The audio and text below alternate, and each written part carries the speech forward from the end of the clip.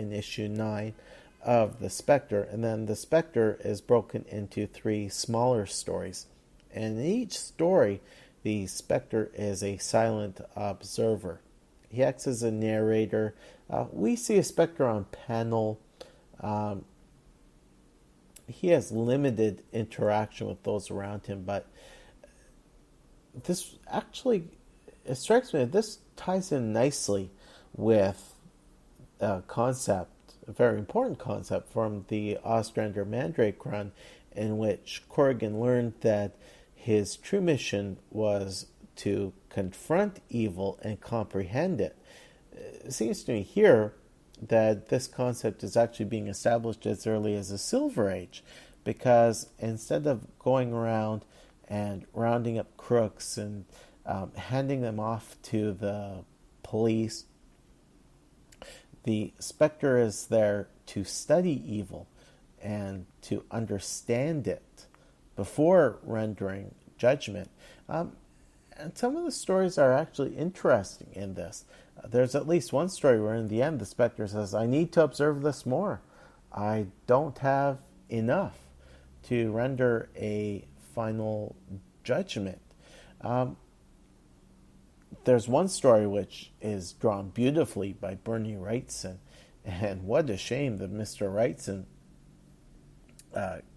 couldn't have contributed more to the Spectre series, because he gives the Spectre a really scary look here. I want to say it was Murphy Anderson who was the first to render the Spectre's head in such a way that the green hood cast the shadow over the Spectre's eyes, so the top half of the Spectre's face is black in shadow. Wrightson did the opposite of that. He didn't show any shadow on the Spectre's face, but he gave the Spectre this really pale, narrow, wraith-like look. Really brilliant. So, I mean, it was a neat sort of concept, which I think fans would look at with much less disdain if this had been something which ran through a few issues of the Spectre before returning to the status quo, with the Spectre being Jim Corrigan's partner.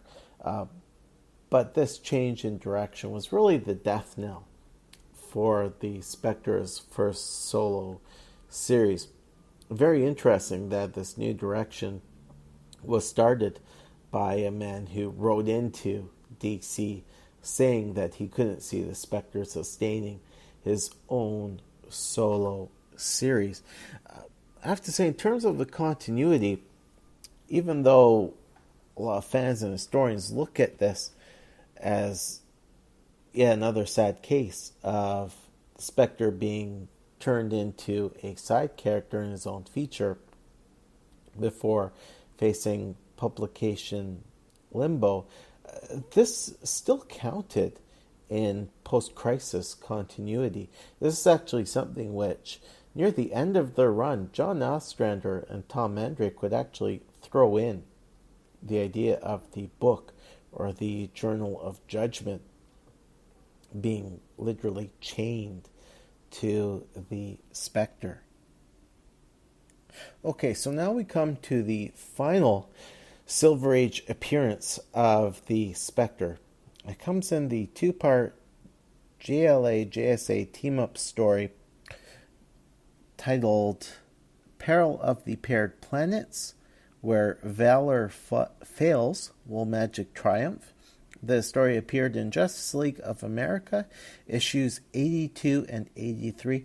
Again, they should still be on Spreaker or on iTunes. All of those JLA, JSA crossover stories that I reviewed. So if you want a greater rundown on these stories, just check out the Comics and History archives.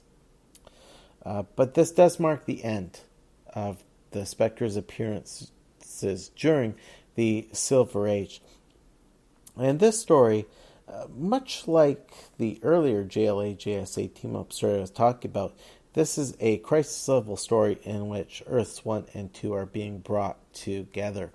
And we're introduced to the creators who work for mysterious clients. And their job is to build planets according to their clients' desires.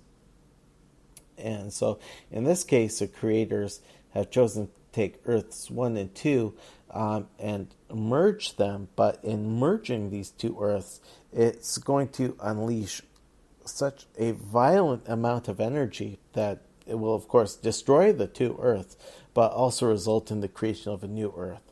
My goodness, Marv Wolfman had to have read this story in the years before writing Crisis on Infinite Earths. Now, there's a point of confusion here, and that the Spectre appears in the first half of the story in a JSA meeting, but given what comes in the second part, fans have questioned how he could appear in that JSA meeting, and I've heard people chalk it up to an artist error, but it's not just Dick Dillon who made a mistake. It was also writer Denny O'Neil, because the Spectre is referred to by name at this JSA meeting. But essentially what's happening in the story is that the two Earths are being put on a collision course to merge, and as they're getting closer, people see their parallel Earth selves, first in spectral form and then later in more solid form. And it's just setting off chaos around the Earth, notwithstanding the physical and environmental effects of this. And there's some thought that there's an imbalance that's been created and it has to be fixed. Now, Red Tornado, who migrated from Earth 2 to Earth 1, is also being used by the creators to help merge the Earths. So he's a weird sort of link in this. And the heroes don't want to take out Red Tornado. They're afraid that he'll be destroyed. But O'Neill does a really great job in this story of showing Black Canary, Dinah Lance, being absolutely distraught over this, because only a short time ago she migrated permanently from Earth 2 to Earth 1, and she thinks that she's responsible for this imbalance. And so she actually wants to teleport herself outside the JLA satellite so that she'll just die and then restore the balance. And Green Lantern, Green Arrow are after her, saying, no, you can't do this. You can't do this. So finally, Dr. Fate shows up and says, well, we have to summon somebody who can help us. And he goes to a crypt. Looks kind of like the crypt which appeared in issue 9 of the Spectre. And Fate summons the Spectre, who explains that he has been imprisoned in Yon Tomb for some time, and all will be explained later. For fans who are wondering, go back and read part 1 of issue 9 of the Spectre. But evidently the voice is okay with the Spectre leaving his current imprisonment in the tomb. And so the Spectre goes out into space and helps keep the two Earths from colliding and merging with each other. And Red Tornado does get saved. The creators are sent back to where they came from. But in the end, there was so much violent energy that it wasn't like that earlier fight against the Antimatter Man. Here, the Spectre starts to lose all form. Even his astral form is coming apart. And so the Spectre realizes that he is dying, and he begs forgiveness for any sins he has committed, and he feels that he is now going off to that eternal rest which he has been denied for so long. But back on the JLA satellite, Oliver Queen opines that this is not the last we'll see of the Spectre. And indeed, even though this story ended with the apparent death of the Spectre, I don't doubt a lot of fans sided with Ollie and said, yeah, you know what? The only people who stayed dead in comics are Bucky and Uncle Ben. The Spectre will be back.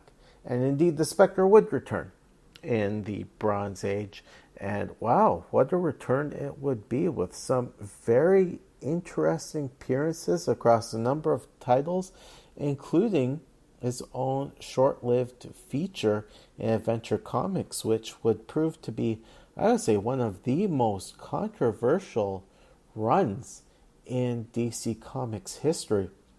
Can't wait to talk all about Michael Fleischer and Jim Aparo's work on the Spectre and Adventure Comics in the 1970s.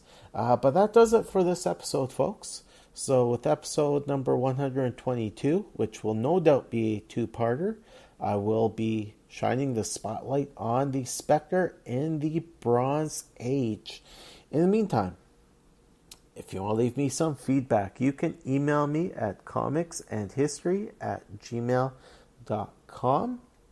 Alternatively, or in addition to emailing me, if you're so motivated, you can head on over to Facebook and like the Comics and History Facebook page and get regular updates on upcoming episodes. Folks, episode number 122 should be coming your way in 2 weeks from now. So until those 14 days have come and gone, this class is dismissed.